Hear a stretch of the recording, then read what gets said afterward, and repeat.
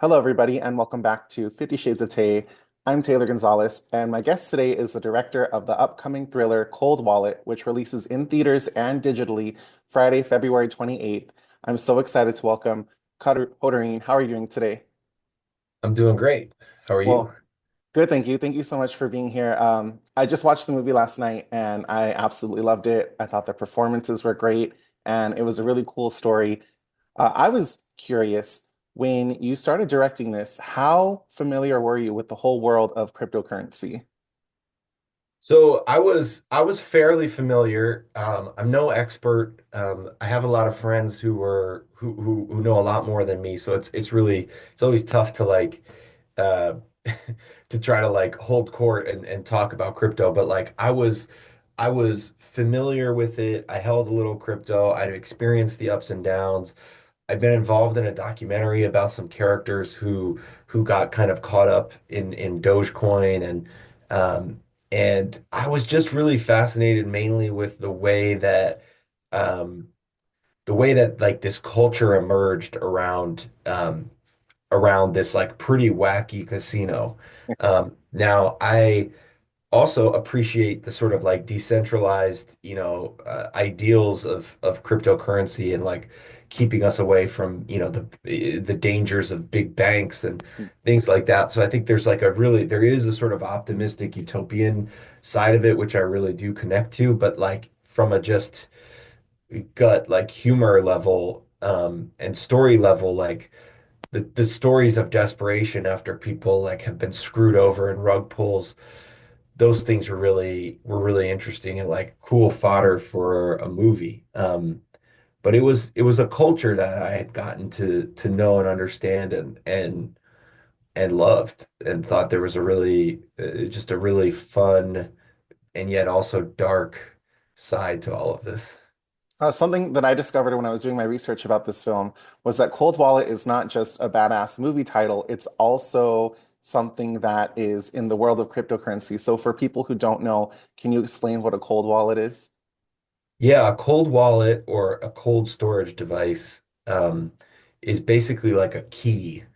And the key allows you to essentially hold your crypto offline. So, in other words, it's not on a platform. Should a platform like crash or be, something worse, scammed,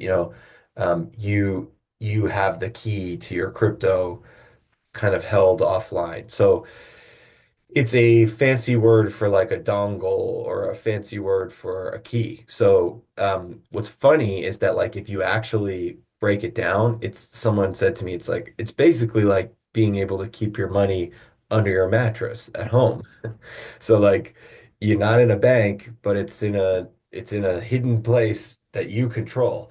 Now, that could make some people feel like more secure, or like me who like loses my keys and my wallet and my phone all the time. Like I'm terrified of that. So like the idea of keeping my money under the mattress is kind of like, what if something happens to my mattress? Yeah. So, but that is basically what it is. It's theoretically it's a way for you to more securely control your crypto. So, um, it, in a weird way, the movie is sort of like a long advertisement for the security, the best way to be secure in your crypto world. Oh my gosh, but it worked out for a perfect movie title because it just has like a sense of, action thriller about it. And then it also is something that's practical and something that's used in the film. So I thought that was pretty cool. Oh, thanks. Yeah, it's a cool. I love the way it sounded. It was really great. So I noticed you're also credited with story writing credits. Where did the idea for this particular story come from? So, we originally set out to make a movie about doxing, where someone's address had been leaked.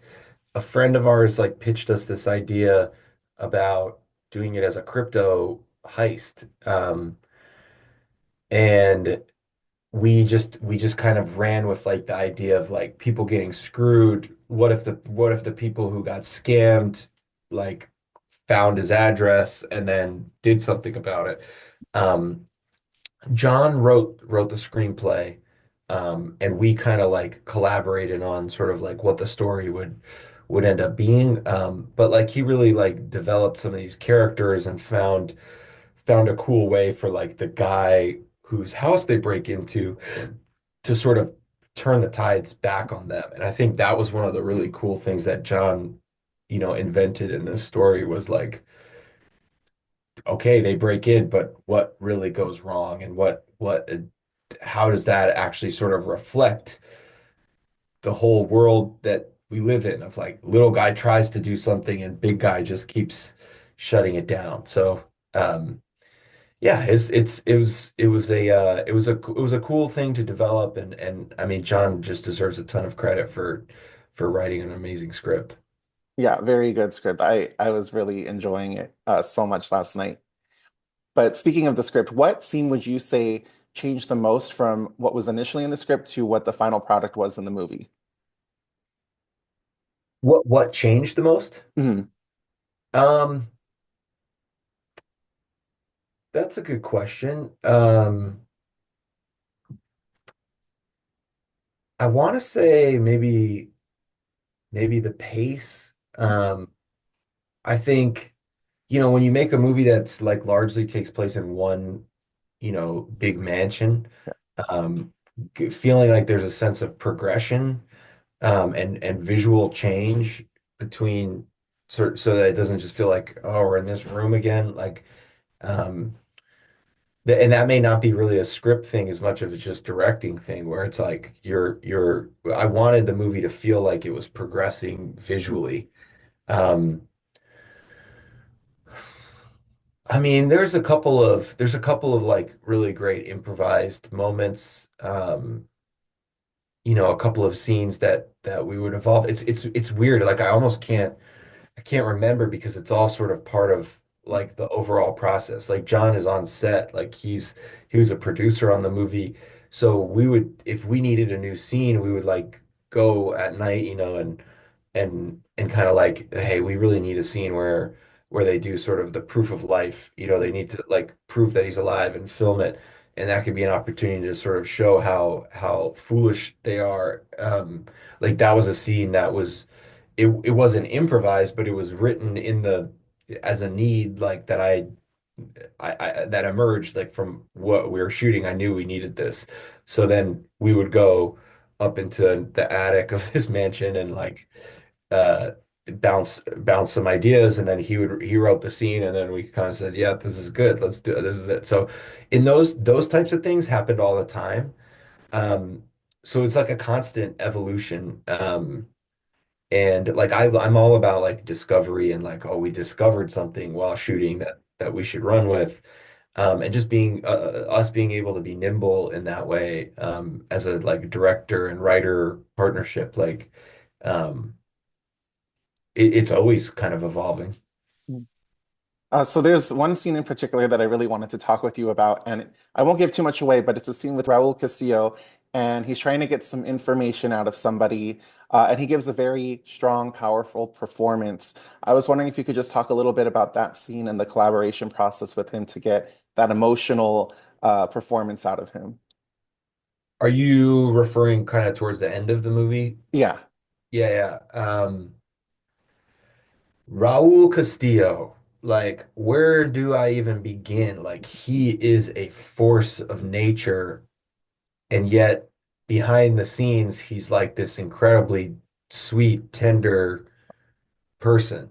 But like, there's times where just like watching him start to sort of prepare for a moment and then kind of like give me a look like he's ready, like it is like watching almost like an athlete or something, like prepare to like go out into the boxing ring or something. Like he brings such an intensity, um and is just so thoughtful. Like he's such a thoughtful performer, and just like constantly challenged me, in a good way, like constantly asking me thought-provoking questions, that sometimes I knew the answer to. Sometimes I would say, "What do you think?" And he would have a great idea. Like one of the things I really like to do with actors when I'm working with them is like if I don't immediately have an answer to their question, asking them their thoughts is part of why I work with them. Like I work with them for their instincts, for their choices.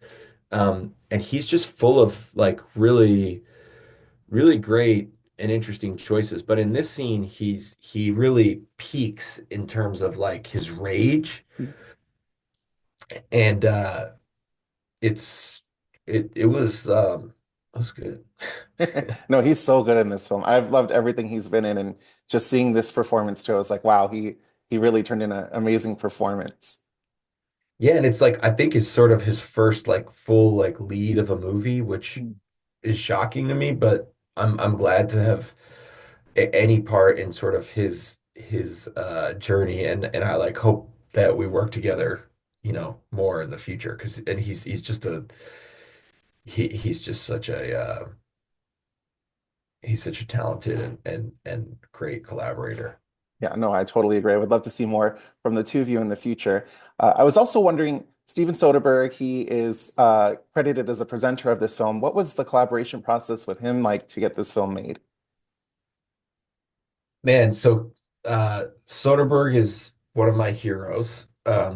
Like 100%. Like there was a time when I was like 20 years old where I like waited in line at an event that he was speaking at to try to like meet him, and I didn't, and he left before like the line got short enough. And so I kind of thought, oh, that's it. There was my chance to meet Soderbergh. But Steven is involved in an organization that supported our film that's called Decentralized Pictures. And Decentralized Pictures is like a crypto um, financing and like distribution um, outlet that that basically used on chain. They help select films for consideration, and you basically, if you end up in the top five, Steven picks from those films, and he personally puts his money into like the finishing funds of the film. So, we were an indie film, and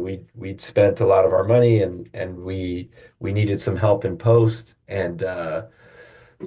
um, and so we submitted to this like decentralized pictures platform, and we ended up winning. And then so that meant that then we got sort of like some mentorship from Steven as well. So like I met him a couple of times and he gave us some feedback on the film, and then it was in a fairly late stage in terms of the edit, and so he was pretty encouraging that like he had like one or two comments. And then beyond that, like he just he kind of like lifted the hood a little bit to tell me how his operation works and how he does things. And what I admire so much about him is that like he's like an A-list director who has all these resources, and he totally plays the studio system game, but he's also still an independent filmmaker who puts his own money up for movies if he wants to make them,